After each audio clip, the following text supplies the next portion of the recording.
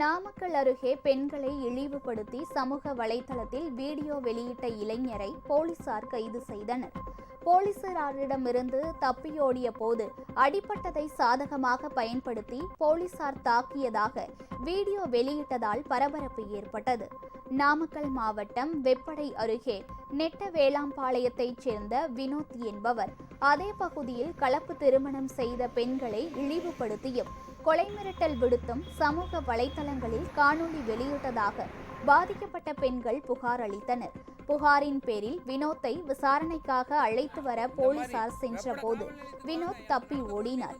அப்போது கீழே விழுந்ததில் அவருடைய கன்னத்தில் ஏற்பட்ட காயத்தை சாதகமாக பயன்படுத்தி போலீசார் தாக்கியதில் காயம் ஏற்பட்டதாக தவறான தகவலை சமூக வலைதளங்களில் பதிவிட்டுள்ளார்.